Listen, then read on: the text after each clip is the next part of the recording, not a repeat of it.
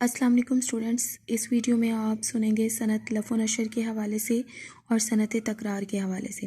سب سے پہلے ہم دیکھتے ہیں صنعت لف و نشر۔ سب سے پہلے ہم اس کے لفظی مطلب کو سمجھتے ہیں۔ لف کا مطلب ہے لپیٹنا اور نشر کا مطلب ہے پھیلانا۔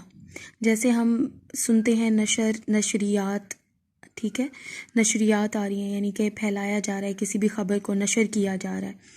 تو نشر کا مطلب ہے پھیلانا اور لف کا مطلب ہے لپیٹنا۔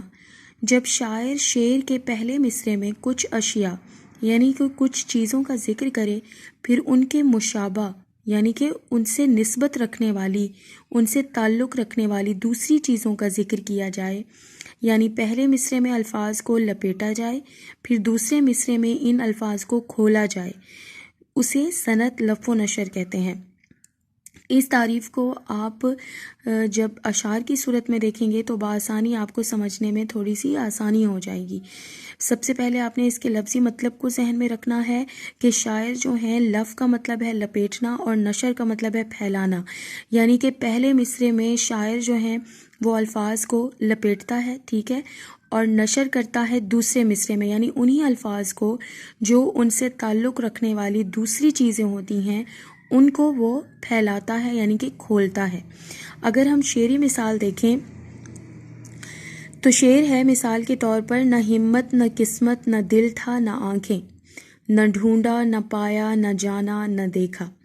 اب اگر آپ دیکھیں تو شاعر نے پہلے مصرعے میں کچھ چیزوں کا ذکر کیا ہے، جیسے کہ ہمت، قسمت، دل، آنکھیں، پھر ان سے تعلق رکھنے والی، ان سے نسبت رکھنے والی، ان سے مشابہ یعنی ہمت سے، قسمت سے، دل سے اور آنکھوں سے مشابہ رکھنے والی دوسری چیزوں کا ذکر اس نے دوسرے مصرعے میں کیا ہے۔ اگر آپ دیکھیں تو پہلے مصرعے میں شاعر نے الفاظ کو لپیٹا ہے اور دوسرے مصرعے میں انہی الفاظ کو تھوڑا سا کھول کر یعنی کہ نشر کیا ہے، پھیلایا ہے، کھول کر بیان کیا ہے۔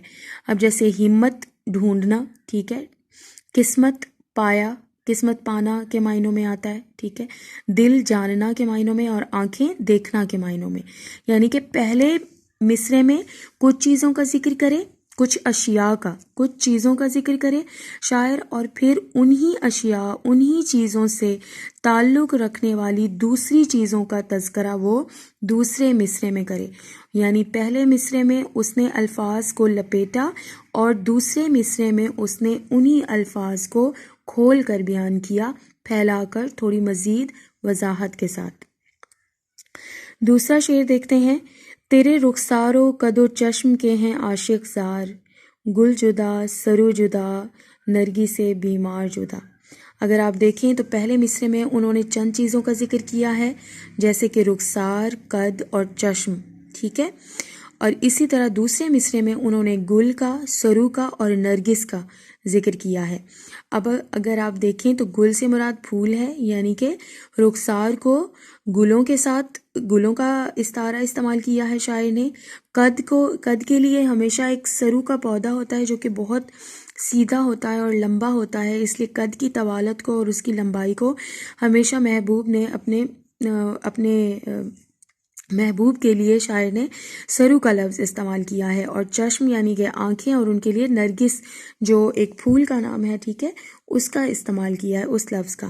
اب ہم یوں کہہ سکتے ہیں کہ صنعت لف و نشر جو ہے، صنعت لف و نشر جس کے لف کا مطلب ہے لپیٹنا اور نشر کا مطلب ہے پھیلانا، یعنی کہ پہلے مصرعے میں شاعر جو ہے وہ ہمت، قسمت، دل، آنکھیں الفاظ کو لپیٹے اور دوسرے مصرعے میں ڈھونڈا، پایا، جانا اور دیکھا ان کو کھول کر بیان کرے، یعنی پہلے مصرعے میں چند اشیاء کا ذکر کرے، پھر ان سے تعلق رکھنے والی، ان سے مشابہ، ان سے نسبت رکھنے والی دوسری چیزوں کا تذکرہ کرے۔ تو یوں آپ نے سمجھ جانا ہے کہ اس شعر میں کون سی صنعت استعمال ہوئی ہے، صنعت لف و نشر استعمال ہوئی ہے۔ اگلی ہماری جو صنعت ہے وہ ہے صنعت تکرار۔ صنعت تکرار کافی آسان ہے۔ اکثر ہم ایک اپنی روزمرہ زندگی میں لفظ سنتے ہیں بحث و تکرار، یعنی کہ بار بار ریپیٹ کرنا، کسی چیز کو بار بار دہرانا۔ تکرار کا مطلب بھی یہی ہے کہ یہ تکرار کی جو عادت ہے اکثر بچوں میں پائی جاتی ہے کہ وہ ایک ہی لفظ کو، ایک ہی سوال کو بار بار جو ہے وہ تکرار کرتے رہتے ہیں، بچوں اور بزرگوں میں پائی جاتی ہے۔ اور یقیناً بحث و تکرار کے دوران بھی ہم ایک ہی مدعے کو، ایک ہی مسئلے کو بار بار دہرا رہے ہوتے ہیں اور اس پر بات کر رہے ہوتے ہیں۔ تو اس لیے صنعت تکرار آپ کے لیے سمجھنا اور اس کو پہچاننا بہت زیادہ آسان ہے۔ صنعت تکرار وہ ہے جس میں ایک جیسے الفاظ کو بار بار دہرایا جائے کسی بھی شعر میں۔ جب شاعر کسی ایک جیسے الفاظ کو، ایک معنی رکھنے والے الفاظ کو بار بار دہراتا ہے تو اس کا مطلب یہ ہے کہ وہ صنعت تکرار کا استعمال کر رہا ہے۔ اس کی تعریف دیکھ لیتے ہیں۔ جب شاعر شعر میں لفظ دہرائے، کلام میں جب شاعر دو لفظ یا جو ایک ہی معنی رکھتے ہوں برابر جمع کیے جائیں، یعنی یوں کہا جا سکتا ہے کہ جب کسی شعر یا مصرعے میں ایک لفظ کی تکرار کی جائے، یعنی بار بار ایک ہی جیسے الفاظ جو ہے وہ دہرائے جائیں تو صنعت تکرار کہلاتا ہے۔ اس کی ایک مثال ہے شعر کے حوالے سے: پتھر کو گوہر کہہ کہہ کر، بدتر کو بہتر کہہ کہہ کر، ہم نے ماحول بگاڑا ہے راہزن کو رہبر کہہ کہہ کر۔